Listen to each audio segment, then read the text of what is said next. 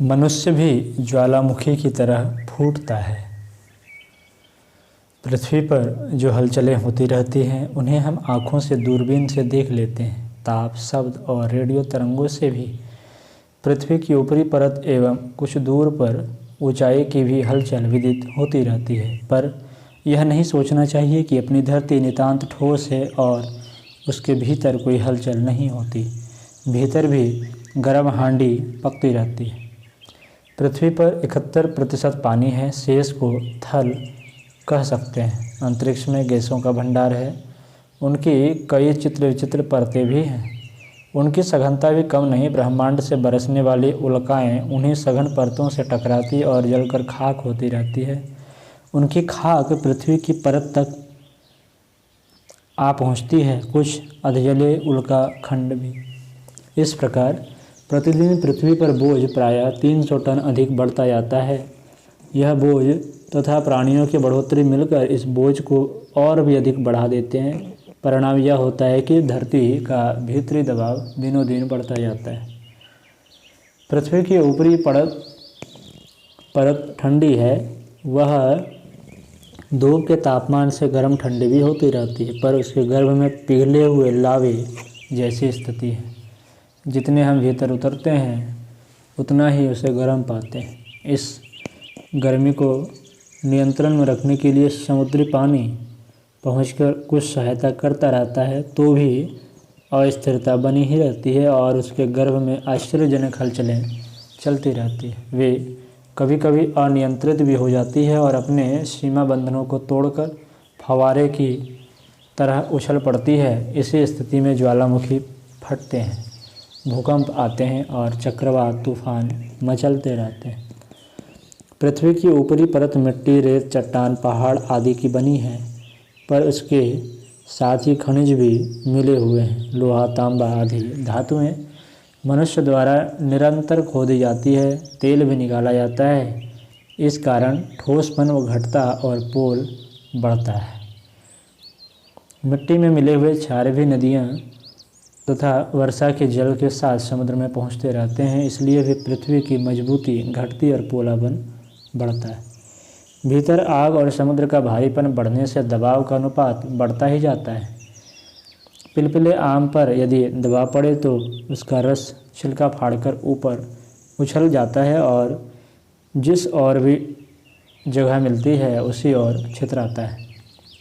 यही हाल पृथ्वी का भी है।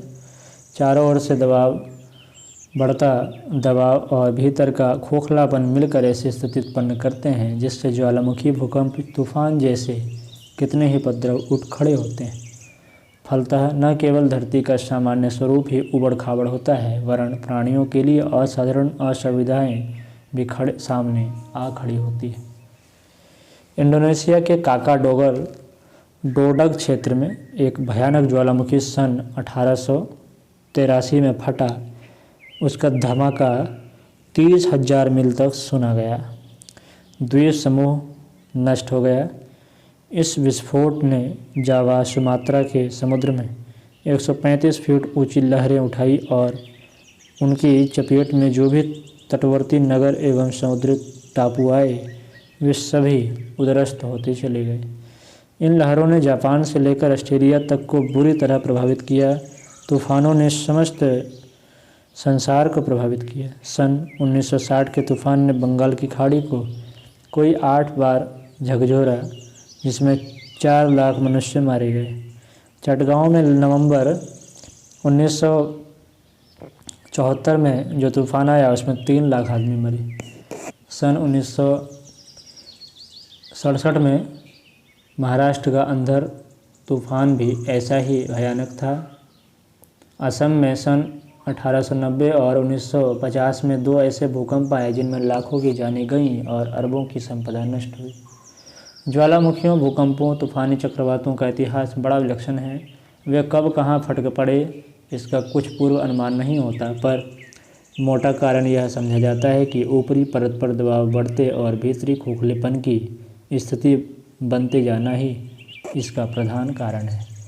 पृथ्वी पर जनसंख्या न बढ़े और उसके कारण भूमिगत संपदाओं का इसका इतना दोहन ना करना पड़े, तो संभवतः जल्दी जल्दी इतने भारी और इतने भयंकर विस्फोटों का सिलसिला ना चले तथा कमाने की तुलना में कहीं अधिक गंवाने का संकट सामने खड़ा ना हो। मनुष्य शरीर और जीवन में भी ऐसे छोटे बड़े संकट आते रहते हैं। इसका कारण सांसारिक बोझों से लद जाना और भीतरी विशेषताओं को खोते चले जाना है।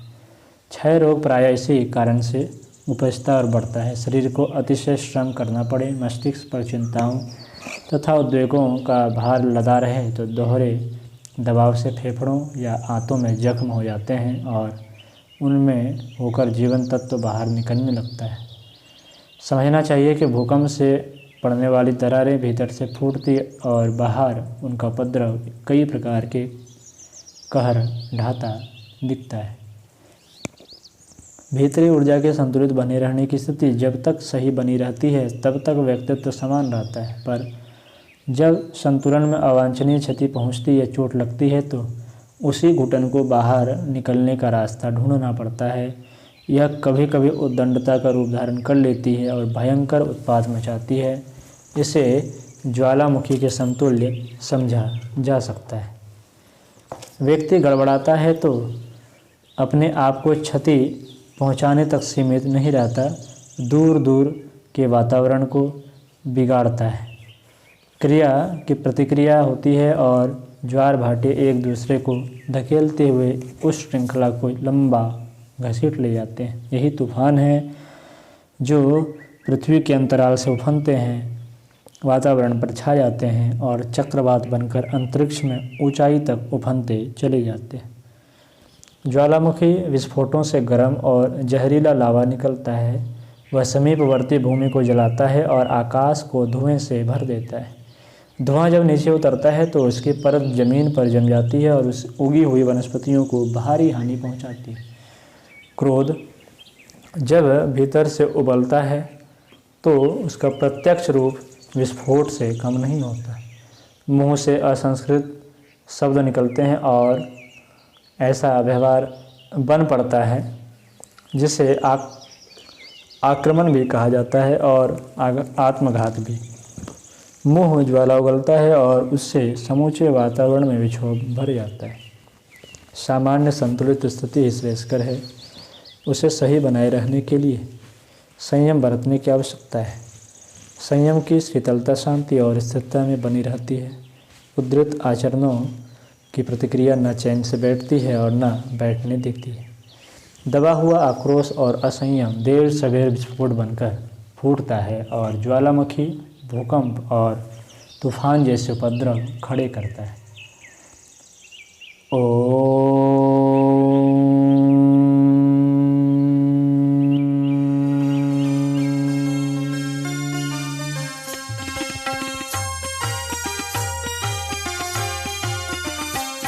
चलो गुरुदेव के सपने सजाने की शपथ ले लें।